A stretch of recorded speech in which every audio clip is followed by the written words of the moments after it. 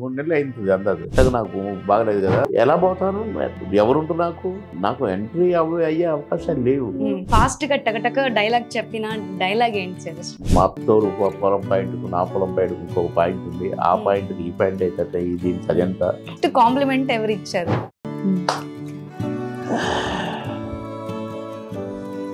నాకు కాలీఫ్లవర్ పెట్టిన చెవులో. ఎందుకు మళ్ళీ ఇండస్ట్రీ వైపు రావాలనిపించింది అసలు? నిజాలుగా లైఫ్కి అనుకున్నాను. ఫస్ట్ ఎక్స్పీరియన్స్ ఎలా ఉంది స్క్రీన్? నరాలు తెగిపోతే ఇప్పుడు అది గుర్తు చేసుకున్నాను. ఆ సాంగ్ కోసమే 365 days ఆడిందంట మూవీ.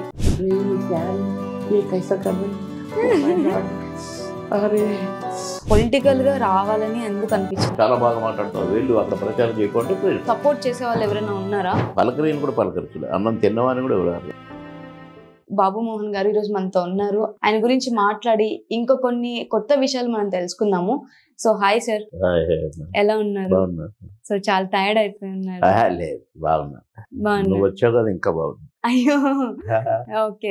3 నెలలు అయింది అందాక కదా, 3 months అవుతుంది సార్. అవును, అందుకే ఇవాళ ఎట్టి పరిస్థితి చేయాలని నేను అన్ని ప్రోగ్రామ్ క్యాన్ చేసుకుని, ఎట్టగా నాకు బాగలేదు కదా, ఇంట్లో ఉన్నా కాబట్టి ఇది కూడా అయిపోవాలని ఇవాళ డేట్ పెట్టేసిన మీకు. Okay, thank you so much sir.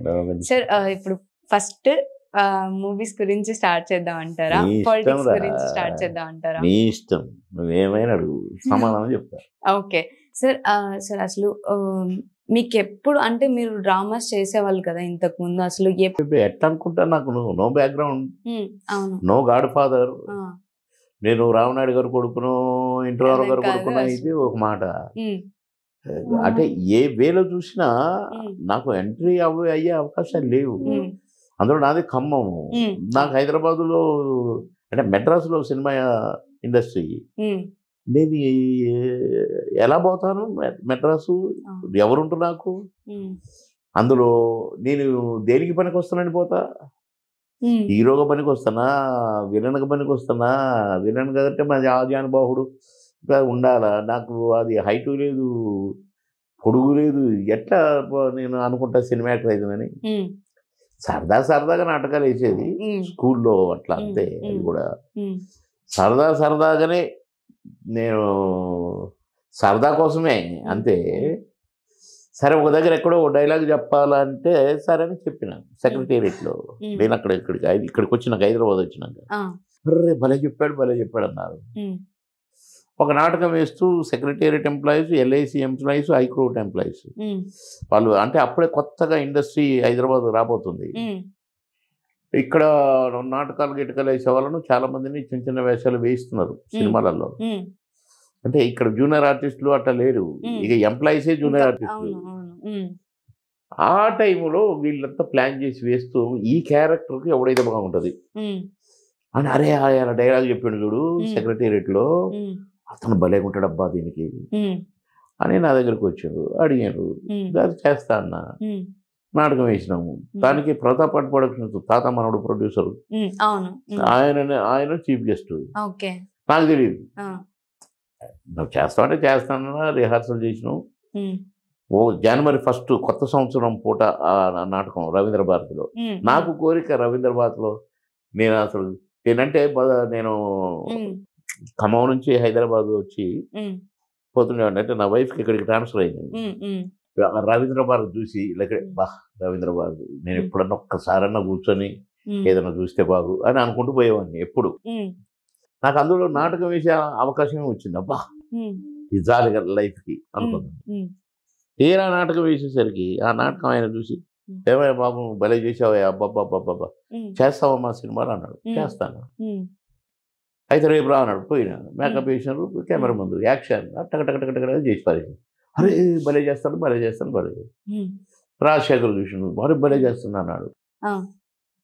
కోడి రామకృష్ణ గారికి చెప్పిండు, నిజమా అంత బాగా చేస్తుందా, ఫిలిపి మీద నేను చూస్తా ఒకసారి అంటే, నువ్వు బ్రహ్మాండంగా నచ్చుతాడు నీకు అన్నాడట.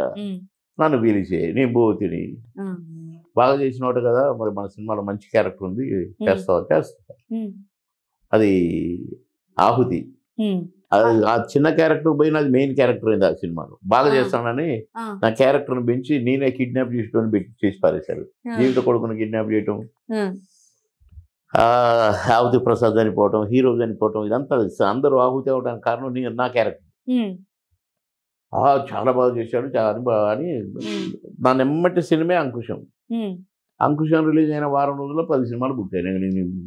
నేను ట్రై చేసింది ఏముంది అనుకున్నది. ఫస్ట్ మీరు అదే రవీంద్ర భారతిలో చేసిన ఫస్ట్ ది చూసి కే రాఘవ గారు మీకు ఛాన్స్ ఇచ్చారు. అదే కదా సార్? భలే చేస్తుంది అన్నారు. కోట రామకృష్ణ గారు చెప్పారు, ఈయన పోయి బాగా చేసినవాడు కదా, ఇందులో మంచి క్యారెక్టర్ ఉంది అన్నాడు. ఇందులో ఏదో చిన్న 2 సీన్ల క్యారెక్టర్ పోయి మొత్తం నేనే మొత్తం విలన్ అయిపోయినా. అంకుశం ఫస్ట్ మీరు స్క్రీన్ లోకి వచ్చిన తర్వాత అసలు ఫస్ట్ ఎక్స్పీరియన్స్ ఎలా ఉంది? స్క్రీన్ ఏమనుకోలేదు. డైలాగ్ డైలాగ్ చెప్పానంటే యాక్షన్ అన్నా చెప్తానే ఉన్నా, యాక్షన్ చేస్తూనే ఉన్నా. నాటకాలు వేసిన కదా. అవునవును. నేను నాటకాలు కూడా అంటే నాటకాలు అంటే అందరు మనం ముందు ఆడియన్స్ ఉంటారు, అంతమంది ఉంటారు, అంతమంది. బట్ ఒక్కసారి కెమెరా ముందుకి సడన్ గా మనం రాగానే అసలు నాకు ఫీలింగే రాలే. నేను ఇప్పుడు కెమెరా ముందు యాక్ట్ చేస్తున్నా, నేను స్టేజ్ మీద చేస్తున్నట్టే అంత మందిలో చేసిన వాడికి ఎవరు ఉండరు కదా, కెమెరా ఉండదు, దానికి ప్రాణం ఉండదు కదా. అవును, దాని ఫీలింగ్ తెలియదు కదా నాకు. నవ్వుతుందా ఏడుస్తుందా కూడా తెలియదు. ఆడ జనమేమో రాళ్ళు వేసినా వేస్తారు సరిగ్గా చెప్పకపోతే, కానీ అక్కడ భయం ఉంటది. ఇక్కడే ఉంది యాక్షన్ అనేది, దాన్ని చేసిన అంతే. అసలు నేను జీవితంలో ఫలాంది కావాలని ఎప్పుడు అనుకోలేదు. నేను స్టూడెంట్ లీడర్ని అయితే అనుకోలేదు. స్టూడెంట్ లీడర్ హై స్కూల్లో ఉండి కాలేజ్ బంద్ అంటే బంద్, కాలేజీ వాళ్ళు భయపడేది నాకు. ఆ నుంచి ఎక్కడ నేను ఇదైతే బాగు అదైతే బాగు నేను ఎప్పుడు అనుకోలేదు. ఉద్యోగం గవర్నమెంట్ ఉద్యోగం కావాలనుకున్నా అయినా రెవెన్యూ డిపార్ట్మెంట్లో ఇక తహసీల్దార్ కలెక్టర్ అయిపోయేవాడిని ఇప్పుడు. కనుక సినిమా యాక్టర్ అవుతున్నాను కానీ, పొలిటికల్ మంత్రి అవుతున్నాను కానీ అని నేను ఎప్పుడు ఏమనుకోలేదు. అన్నీ దేవుడే. అసలు ఫస్ట్ మీరు స్క్రీనింగ్ వచ్చిన తర్వాత మీరు అంత ఫాస్ట్ గా టకటక డైలాగ్ చెప్పిన డైలాగ్ ఏంటి సార్? అసలు గుర్తుందా మీకు? అసలు గుర్తులేదు. అదేదో అన్ని దొంగ సాక్ష్యాలు అబద్ధ సాక్ష్యాలు చెప్పడం ఏదో ఉంది. ఈ ఆహుతిలో మాత్రము పేజీన్నర డైలాగు ఒకటే షార్ట్ పెట్టారు. చేద్దామంటే చేద్దామన్నా, పేజీన్నర డైలాగ్ ఒకటే షార్ట్. ఓకే అమ్మా నమస్కారం, దండాలు. నాకు ఒక పొలం పాయింట్ ఉంది, మా తోరు పొలం పాయింట్కు నా పొలం పాయింట్కు ఇంకొక పాయింట్ ఉంది, ఆ పాయింట్కి ఈ పాయింట్ అయితే దీనికి అదంతా, నాది ఇంకొకటి ఉంది, అది ఉంది, ఇది ఉందని చెప్తాను అనమాట. దానికి ఎంత రేటు, దీనికి ఎంత రేటు, ఇది ఎంత అది ఎంత అని చెప్తాను అనమాట. అది భలే గమ్మత్తుగా చెప్పడం. అది ఒకటే షాట్లో ఓకే అన్నాడు కోరరామకృష్ణ. పేజీన్నర డైలాగ్ ఇటంతా తిరుక్కుంటూ చెప్పడం. ఇది ఏమో టేబుల్ జీవిత కూర్చున్నా అంటుంటది, వింటుంటది. లాయర్ నేను ఏ నుంచి ఎట్టమ్మా ఇట్టని మళ్ళా ఇటు, అరే తిరిగి మళ్ళీ అది ఏమో కోరరామకృష్ణ గారు చేసి చూపించాడు, నేను చేసేసాను. రిహార్సల్ కూడా చేయలేదు. God's blessing. దేవుడు నన్ను ఇది ఇంతటోను చేయాలని రాసి పెట్టింది. ఆయన సార్ అసలు ఇంత కష్టపడి చిన్నప్పటి నుంచి ఏ బ్యాక్గ్రౌండ్ లేకున్నా ఈ స్టేజ్ దాకా వచ్చారు అంటే మీ చిన్నప్పుడే మీ ఫాదర్ మదర్ ఇద్దరు చనిపోయారు. మీ మదర్ చనిపోయారు, డిగ్రీ అప్పుడు నాన్న. సో అంత చిన్న వయసులో చనిపోయారు. తర్వాత మీ సిస్టర్ ఉన్నారు, మీరు చదువుకుంటూ మీ సిస్టర్ ని చదివించారు. సో అంత మూడో తరగతి. అవును, మా చెల్లె ప్లే స్కూల్. మీరు చదువుకుంటూ ఇంకా మీ సిస్టర్ ని కూడా చదివిస్తూ అంత స్ట్రాంగ్ గా నిలబడ్డారు కదా. సో దాన్ని వెనకాల ఎవరైనా మీకు సపోర్ట్ చేసే వాళ్ళు ఎవరైనా ఉన్నారా? మా మేనమామ మా ఇంటి పక్కనే. ఇంకా మా అమ్మ చుట్టాలంతా చుట్టే. ఎవరు మమ్మల్ని పలకరేని కూడా పలకరచు, అన్నం తిన్నవాని కూడా ఎవరు అడగల. అంత స్ట్రాంగ్ గా ఉన్నారు అసలు ఆ టైంలో. మా చెల్లిని పడుకోబెట్టుకొని నేను కూర్చొని, మా ఇంట్లో పెద్ద ఇల్లు, ఇద్దరమే ఉండేది. లైట్ వెలిగించుకోవడం రాదు, చీకటినే ఉండేది. చిన్నగా లైట్ వెలిగించుకొని నేర్చుకున్నాను. మా పక్కన ఒక అమ్మమ్మ పాపం నేర్పింది నాకు. అరే బాబు ఏం లేదురా అన్నాం, చూడు నేను నువ్వు అమ్మ ఉండేటప్పుడు చూడలేదా, నీళ్లు పోసినావు, బియ్యం పొయ్యి మీద పెట్టి అయిపోద్ది, అన్నం అయిపోద్ది. అన్నంలాగా కనపడంగా దించేయాలి. అన్నంలాగా దించేసి ఏముంటుంది, అంతా గంజి గంజి అన్నంలో ఏదో ఒకటి అదే తినేవాళ్ళం. చిన్నగా అన్నం వండటం నేర్చుకున్నాను 4వ తరగతికి వచ్చేసరికి. ఇక అట్లా అది మామూలు జీవితం కాదు, నరాలు తెగిపోతాయి ఇప్పుడు అది గుర్తు చేసుకుంటే. ఓకే, బెస్ట్ మీ సిస్టర్ కి మీకు బెస్ట్ మూమెంట్ ఏమన్నా ఉందా సార్? చాలా ఉన్నాయి. మీరు మర్చిపోలేని మూమెంట్ వద్దురా, ఇప్పుడు అయినా గుర్తు చేసి నా కళ్ళల్లో నీళ్ళు వస్తాయి మళ్ళీ. అయ్యో, వస్తూనే ఉన్నాయి ఆల్రెడీ, కానీ కంట్రోల్. ఓకే, చాలా అసలు అది హృదయ విదారకం, అసలు ఎంత హార్బుల్ సిచ్యువేషన్ అది. చాలా మూవీస్ లో కూడా చూపించారు, అంటే నార్మల్ గా కొన్ని మూవీస్ చేశారు. సో అలా సిస్టర్ మదర్ చనిపోవడం, అలా చూసుకోవడం, ఏడ్చుకుంటూ కూర్చునేది మేము. చాలా ఉన్నాయి, అది దుఃఖము ఈ అడగ రిపీట్ చేయబాకు. ఇన్ని మూవీస్ చేశారు, ఇంత మందిని హ్యాపీగా నవ్వించారు, ఇంత సక్సెస్ఫుల్ యాక్టర్ అయ్యారు. సినిమా లైఫ్ ఇంకా మీకు ఏమన్నా ఫుల్ఫిల్ చేసిందా, లేదంటే ఇంకా ఏమన్నా లోటు? 1450 సినిమాలు, అన్ని క్యారెక్టర్లు, రకరకాల క్యారెక్టర్లు, హీరోగా వేస్తున్నాయి, విలన్ గా వేస్తున్నాయి, కమెడియన్ గా వేస్తున్నాయి, తాతగా వేస్తున్నాయి, ముత్తాతగా వేస్తున్నాయి. ఒక సినిమాలో తాత, తండ్రి, కొడుకు క్యారెక్టరేషన్. నాకు కోరికలు లేవు, తృప్తి తీరలేదనేది లేదు. ఎప్పటిదాకా ఇప్పుడు 7 సినిమాలు చేస్తున్నాను కనుక భగవంతుడు ఇచ్చినంత వరకు చేస్తూనే ఉంటా. కనుక నటుడికి ఎండ్ లేదు, కాబట్టి నాకు కూడా ఎండ్ లేదు. ఆఖరి శ్వాస వరకు కూడా అవసరమైతే నా శవాన్ని కూడా యాక్టింగ్ ఇస్తారు. అయ్యో, అడిగితే. సూపర్ సార్, అసలు నిజంగా. సో అంత ఇష్టం మూవీ మీద అంటే చాలా మంది అవకాశం వచ్చింది. ఎందుకంటే నేను దానికోసం ప్రయత్నం పడి దానికోసం కింద మీద నేను ఇప్పుడు పాలిటిక్స్ లో బాధపడ్డాను. ఇక్కడ ఆత్మాభిమానాల మీద కూడా దెబ్బ కొడతారు, మానసికంగా కృంగదీస్తారు. అయినా ఇప్పుడు ఆయన అడిగేసరికి చేస్తా అన్న. కనుక అవకాశం వచ్చినప్పుడు దంచుకుంటూ పోవటమే. ఒక ఛాన్స్ కోసం వెయిట్ చేసి ఛాన్స్ రాగానే ఇంకా అలా. నేను ఛాన్స్ కోసం కూడా వెయిట్ చేయలేదుగా. మా సినిమాలు చేస్తా అయితే రేపు రా, పోయినా మేకప్ వేయండి, మేకప్ చేసాడు, డైలాగ్ చెప్పు, యాక్షన్ చెప్పేసిన, అంతే. నేను ట్రై చేసింది ఎక్కడ ఉందిరా. అదే కనుక నేను ఏది కావాలనుకోలేదు, ఏది కోరుకోలేదు, అయినా అంతే. పాలిటిక్స్ లో నేనేం కోరుకోలేదు. నేను ఏడ్చుకుంటూ వద్దు సార్ దండం పెడతా అని అంటే కూడా నన్ను వదిలిపెట్టలేదు. అలాగే సినిమా నేనేం కోరుకోలేదు, వచ్చింది అవకాశం, చేసిన. రాజకీయంగా అంతే, మంత్రి వచ్చి చేసిన, మంత్రి కోసం కూడా ట్రై చేయలేదు. అన్నీ ఏదైనా నేను ట్రై చేయలేదు. ఇప్పుడు కేపాల్ గారు పిలిచి ఎంపీకి పొడి చేయి, నువ్వు చేస్తావా లేదా అన్నాడు. చేస్తావా, పెట్టు అన్నా. ఓకే, సో స్టేట్ పాలిటిక్స్ అయిపోయినాయి, ఎంపీకి పోతే ఢిల్లీ పాలిటిక్స్ అయిపోతాయి. స్టూడెంట్ లీడర్ దగ్గర నుంచి అన్ని చేసినట్టే. నేను ఏది నేను కావాలనుకోలేదు, దానికోసం నేను నాన్న తంటాలు పడి వానికాలు ముక్కలు వచ్చినాయి. ఓకే అన్నా. సాంగులు పెట్టిండ్రు, చెయ్యన్నారు, కాసేపు ఆలోచించిన, ఎట్ట కాదు ఇట్లా అని చెప్పిండు రాజేంద్ర ప్రసాద్. ఓహో అని ఒకటే టేక్లో చేసి పారేసిన, బిట్టు మొత్తం. ఆ నుంచి అసలు ఇక పాటలు, స్మిత, డిస్కో శాంతి, వాళ్ళు డాన్సర్లు కాదు, సౌందర్య, ఆమని, సోను బాలియా, ప్రపంచ సుందరితో కూడా డాన్స్ చేసిన. అరే ఏ కైసా కర్ రహీ, ఓ మై గాడ్, అరే అరే అన్నది నేనేస్తుంటే డాన్స్.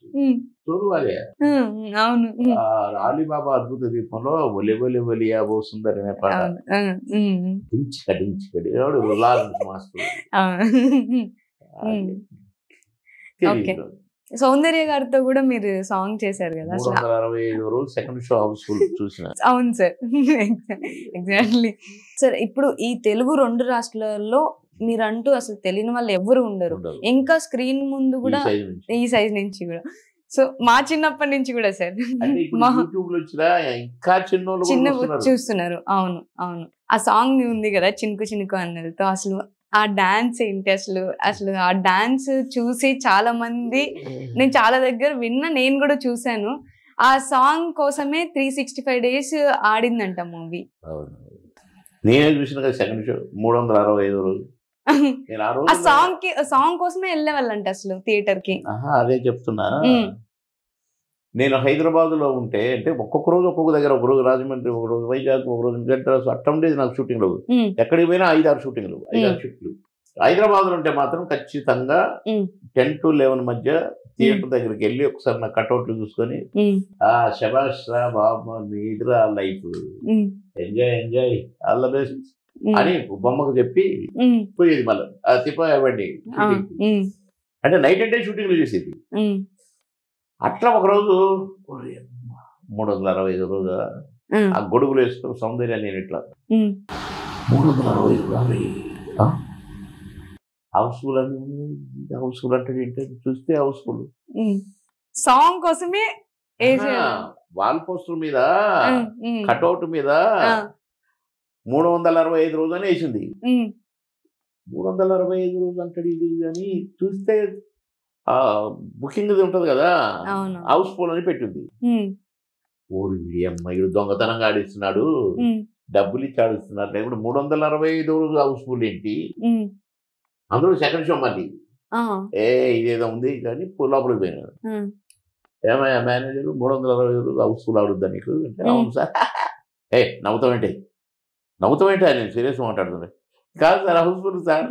అరే నవ్వకు, హౌస్ఫుల్ ఏంటి సార్, టీ తాగుతారా కోటి టీ వద్దు టీ ఉంటుంది కదా, హౌస్ఫుల్ పాస్ చూద్దాం.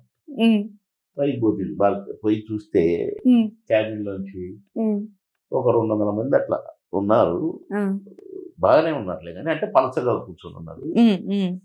ఇది హౌస్ఫులా అని యమతిట్టుడు అతను నవ్వుతుంది. సార్ ఒక్క 2 నిమిషాలు టైం అయింది, 2 నిమిషాలు సార్ ప్లీజ్. కలుపులు తెరిచారు మొత్తం రాన ఏం చేశారు, టట మ్యూజిక్ వేరే మొత్తం నిండిపోయారు. పువ్వు వేస్తున్నారు, కాగితాలు వేస్తున్నారు, డబ్బులు వేస్తున్నారు. పాట మొదలైంది, అయిపోయింది, మళ్ళీ మొత్తం వెళ్ళిపోయారు. అంతకుముందు నేను చూసిన వాళ్ళు మాత్రం కూర్చొని ఉన్నారు. ఎట్లా నిండింది థియేటరు, ఏంటి మేనేజర్ గారి అంటే, నేను నవ్వితో మీరు తిట్టారు సార్, ఇప్పుడే మీరు నవ్వుతున్నారు సార్. నిజమే సార్ హౌస్ఫుల్. ఈ షాపులలో హోటళ్లలో పనిచేసే వాళ్ళు వీళ్ళంతా కూడా కొనుక్కొని పోతారు పొద్దున్నే. First show second show matinee కరెక్ట్గా పాట టైంకి వచ్చి పాట చూసి మళ్ళీ వెళ్ళిపోతారు సార్. ఇంకా 100 రోజులు ఆడుద్దండి, మాకు కొన్ని కమిట్మెంట్ నుంచి ఉండబట్టి ఇవాళ రేపు పొద్దున తీసేస్తున్నాం, ఇవాళ లాస్ట్ షో మీరు వచ్చారు భలే నాకు హ్యాపీగా ఉంది అది అని అన్నాడు. ఇక అప్పుడు టీ తెప్పించి పెట్టారులే, టీ తాగను సార్ అంటే అన్నది తాగి సంతోషంగా పోయిన షూటింగ్కి. అంటే 365 రోజు ఒక కమెడియన్ నేను నేను ఒక డాన్సర్నా, నేనైనా ఇంకేమన్నా నేను డ్యాన్స్ చేస్తే 365 రోజులు జనము ఎగిరి చూస్తున్నారంటే ఇప్పటికీ ఏదైనా ఫంక్షన్ల పాట పెడితే డ్యాన్స్ చేస్తూనే ఉంటారు. ఏమో అంత హిట్ అట్టేందో తెలియదు అసలు. ఈ పాటకు మేము అంత సినిమా అయిపోయింది, డబ్బింగ్ అయిపోయింది, రిలీజ్కి రెడీ అవుతుంది. సరే ఏదో కారణం నేను చెప్పకుండా షార్ట్ కట్గా చెప్తా. ఒకరోజు మెడ్రాస్లో వేరే షూటింగ్లో ఉన్న అచ్చిరెడ్డి కృష్ణారెడ్డి గారు వస్తున్నారు. ఏంటి నా దగ్గరకు వస్తున్నారు, ఇంటి రిలీజ్ వదిలిపెట్టాడు తిరుగుతాడు ఏంటి అనుకున్నాను. నాకడికి ఎందుకంటే ఏదో పని మీద వచ్చి ఉంటాను. తీరా చూస్తే నాకడికే వస్తున్నారు. అంటే డైరెక్ట్ కడిగి పోవచ్చు, కెమెరా పనికి నా దగ్గరికి వస్తున్నారు. పాపమోహన్ గారు మీరు కొద్దిగా హెల్ప్ చేయాలా? ఏం సార్ చెప్పండి గురుగారు. కాదు రేపు పొద్దున్న మార్నింగ్ ఫ్లైట్కి హైదరాబాద్ వస్తున్నాం. హైదరాబాద్ అయ్యో రేపు ఎల్లుండి వేలేదే సార్. కాదు నువ్వు వస్తున్నాం, నేను మాట్లాడినా పర్మిషన్ తీసుకున్నాం, కాకపోతే ఒక హెల్ప్ చేయాలా, మార్నింగ్ దాకా షూటింగ్ చేసి 6 గంటల ఫ్లైట్కి నువ్వు హైదరాబాద్ రావాలి. సార్ మరి టికెట్ కాకుండా డబ్బులు ఇచ్చినావు, అన్ని ఏర్పాట్లు చేసేసినావు. సరే మంచిది సార్, కానీ నువ్వు ఇంటికి పోవద్దు అంటే ఎయిర్పోర్ట్ పక్కనే మా ఇల్లు, నువ్వు డైరెక్ట్ షూటింగ్కి రావాలి. జనరల్గా ఫ్లైట్ ఎక్కేటప్పుడు స్నానం గీనం చేసి దేవుడికి దండాలు పెట్టుకుని ఎక్కుకొని ఆ ఫ్లైట్ అది ఆడ కూలిపోద్దానని కనుక డైరెక్ట్ పోయినాం. పోయేసరికి వేసుకో కారు దిగుతుంటే డ్రెస్ పట్టుకుని ఉన్నారు. ఏంటి అంటే బాబా నువ్వు వేసుకో తొందరగా వేసుకో కృష్ణుడు. అయ్యో అన్న ఇక్కడేంటన్నా అక్కడ వేసుకుంటా రూమ్ కాడికి వేసుకో దాన్నే తీసి ప్యాంట్ తీసి వేసుకొని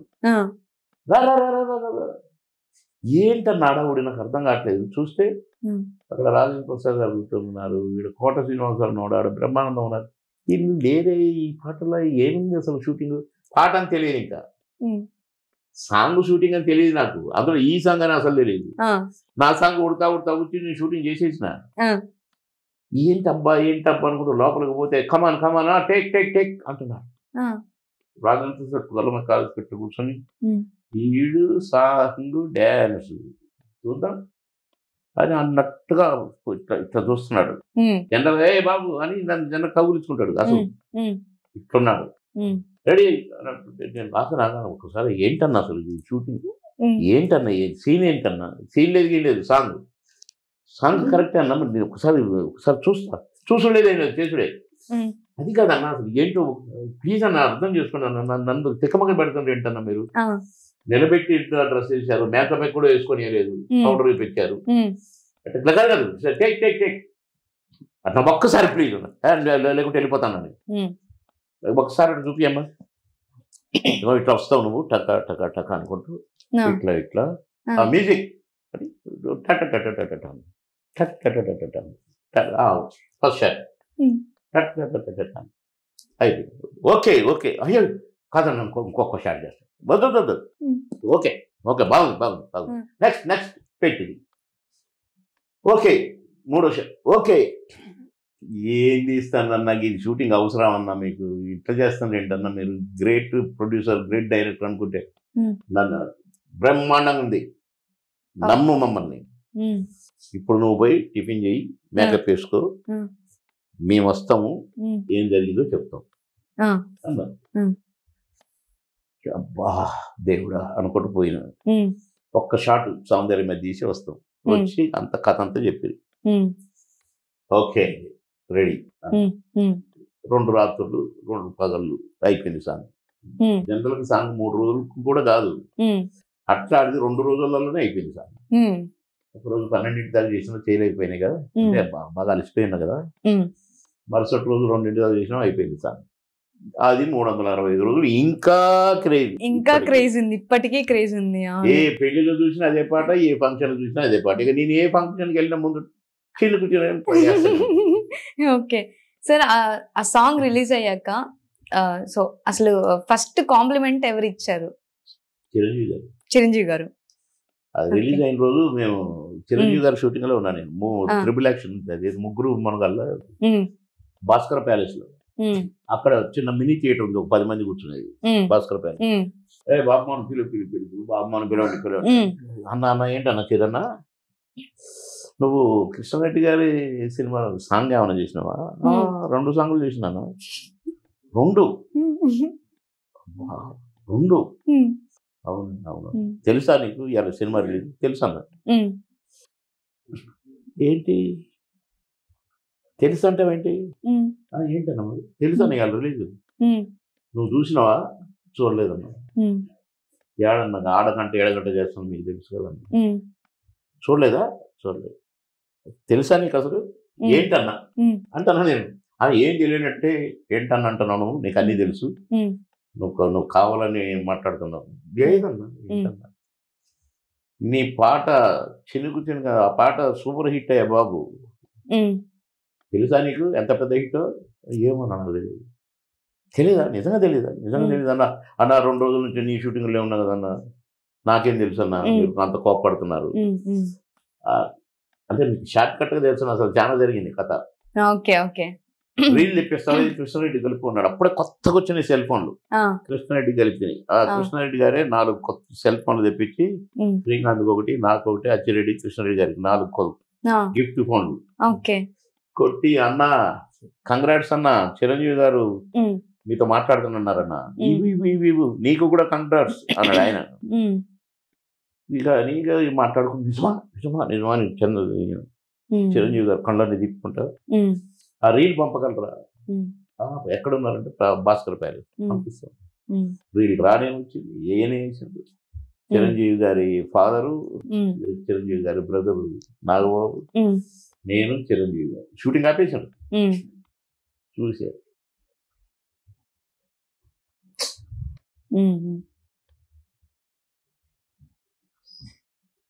నన్ను.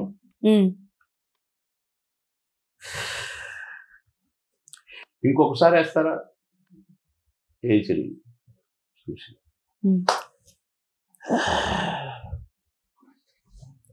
నాకు కాలీఫ్లవర్ పెట్టిన వాళ్ళు చెవులో ఏం సాంగ్ అన్నావు, అబ్బా ఎంత ఇన్నోసెంట్.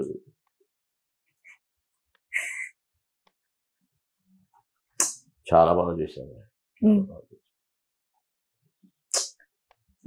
నేను సాంగుల్ని ఇట్లా ఇట్లా ఆడతా, కానీ చాలా బాగా చేశాను. మనమే బాగా చేస్తాం మేము అని ఎప్పుడు అనుకోకూడదు. బాగా చేసేది. అప్పుడు కొట్టాడు తొడ మీద. సార్ అంటే ఇంతమంది యాక్టర్స్ తో వర్క్ చేశారు కదా, మంచి బెస్ట్ ఎక్స్పీరియన్స్ ఈ యాక్టర్ తో నాకు లైఫ్ లాంగ్ గుర్తుండిపోయే ఎక్స్పీరియన్స్ ఏదైనా ఉందా? ఏ యాక్టర్ తో? నా దేవుడు ఎన్టీఆర్. అంటే నాగేశ్వరరావు గారు కూడా బాగా లైక్ చేసేవాడు. ఇక నాగేశ్వరరావు గారు, ఎన్టీఆర్ గారు మెచ్చుకున్నారు అంటే ఇక అంతకంటే ఇంకా ఎవరిని చెప్తాం. ఇక చిరణ్ అంటే ఆయనతోటి మేము క్లాస్మేట్స్ లాగా ఆడుకోవటమేనా, చిరన్న అన్న ప్లీజ్ అన్న ఏ బాబుమోహన్ గారు నీకెందుకు అట్టుండేది. ఎన్టీ రామారావు గారు నా తమ్ముడు, ఎక్కడ షూటింగ్ రాంగని అడిగేవాడు నన్ను, మేజర్ చంద్ర గారు. అన్నగారితో నటించిన, అన్నగారితో సేవాస్ అనిపించుకున్నా, చాలా బాగా చేస్తున్నా తమ్ముడు, బాగా నవ్విస్తున్నారు మీరు, మేము బాగా నవ్వుకుంటాం మీరు అన్నగారు. ఇక అక్కినేని గారు ఏనాడు నన్ను పేరు పెట్టారు, అందగాడు ఏంటి నువ్వు రామారావు ఫ్యానా, మేము మాకు కాదా, ఓకే ఈరోజు వస్తావా, నేను ఎక్కడుంటే అక్కడికి వస్తావా అంటే, సార్ నేను 2 పెగ్గులే తాగుతాను, నువ్వు వస్తే 3 పెగ్గులు తాగుతాను, వస్తావా? వస్తా సార్, కమా. ఓ ఆయన ఎన్ని జ్ఞాపకాలు, ఎన్ని అసలు. ఒక మహానుభావుడు నాగేశ్వరరావు గారు, ఒక మహానుభావుడు ఇంటున్నారు. అనే నన్ను అందరు ప్రేమించారు. మీ బాండింగ్ ఇంకా కోటేశ్వరరావు గారి బాండింగ్ 2 స్క్రీన్ లో చాలా బాగా కనపడుతుంది అందరికి. సో బయట కూడా అలానే ఉంటుందా మీ ఇద్దరు బాండింగ్? అంతే గోల్ ఉంటుంది. అవునా? ఓకే. బాగా క్లోజ్ గా ఉంటాం కదా మేము. అవుట్డోర్ షూటింగ్ లోకి పోయినప్పుడు మా ముగ్గురికి వరుసగా ఉండేది రూములు. కానీ మేము నా రూమ్ లోనన్నా ముగ్గురు ఉండేటోళ్ళం, కోట రూమ్ లోనన్నా ముగ్గురు ఉండేటోళ్ళం, బ్రహ్మానంద రూమ్ లోనన్నా ముగ్గురు ఉండేటోళ్ళం. అంటే ఎక్కువగా నా రూమ్ లో గానీ కోట రూమ్ లో గానీ ఉండేది. ప్రొడ్యూసర్లు అనే వాళ్ళు 3 రూమ్లు ఎందుకండి మీకు దండగా, ముగ్గురు ఒక దాంట్లో ఉండొచ్చు, మాకు 2 రూమ్ల డబ్బులు మిగులుతాయి అని అంటే, అమ్మ అక్కడ మాత్రం కుదరదు అనేది. అట్లా మేము ముగ్గురం కూడా బ్రహ్మానందం, కోట, నేను చాలా క్లోజ్ గా ఓన్ బ్రదర్స్ లాగా అయిపోయాను. సో ఇంత అంటే ఇప్పుడు ఇంత చేశారు కదా, మీకు మీ వైఫ్ గారి సపోర్ట్ ఎలా ఉండేది అసలు? వాళ్ళ సపోర్ట్ లేకుంటే మనం ఇంకెందుకుంటాం. పిల్లల చదువులు పిల్లలు చదువుకున్నారు, వాళ్ళు ఏం చదివినో నాకు తెలియదు.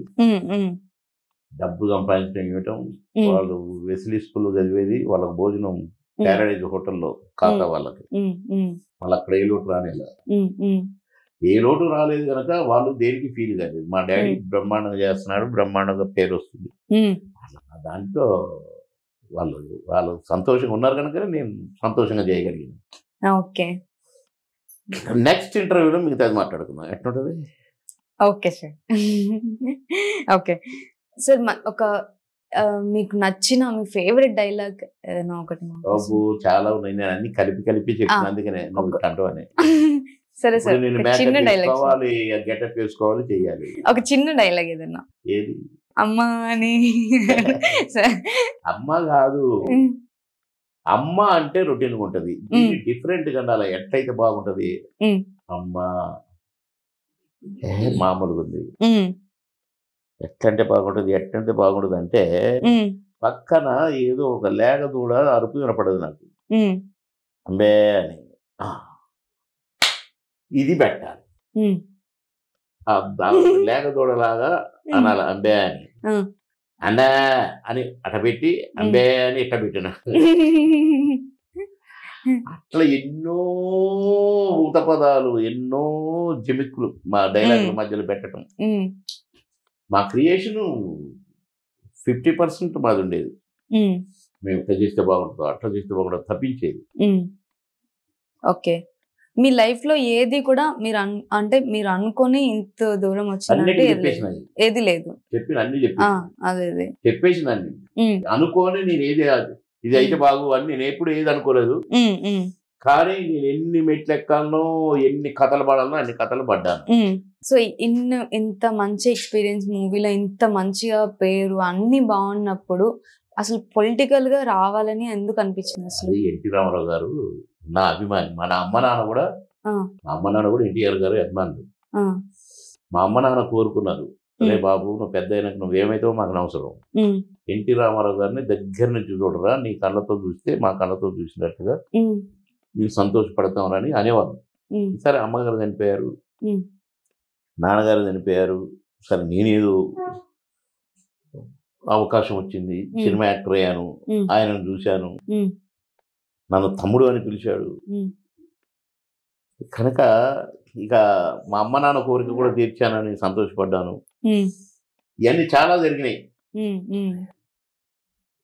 చాలా చాలా చాలా చాలా. ఎన్టీ రామారావు గారు నా తమ్ముడు, నువ్వు రా, కమాన్, నువ్వు చాలా బాగా మాట్లాడుతావు, వెళ్ళు అక్కడ ప్రచారం చేయకపోతే పోయిన ప్రచారం. ఆయన చనిపోయాడు, నన్ను ఎందుకు ప్రచారానికి పంపిండు, చనిపోయాడు. చంద్రబాబు ఏంటి నన్ను పోటీ చేయమంటుండు, సరే అన్నగారు కోరుకున్నాడు కదని అంతే. నన్ను ఎవరు అడిగితే ఎవరు ఎన్టీ రామారావు గారు ప్రచారానికి బాగుంటే పోయినా కనుక కమిట్ అయిపోయినారు రాజకీయం. ఓకే, సో స్టార్టింగ్ స్టెప్ అయితే అలా అయింది. అంతే. Thank you sir. సో చూసారు కదండి బాబు మోహన్ గారితో ఒక మంచి స్పెషల్ ఇంటర్వ్యూ. సో మరొక ఇంటర్వ్యూతో మీ ముందుంటాను. Thank you.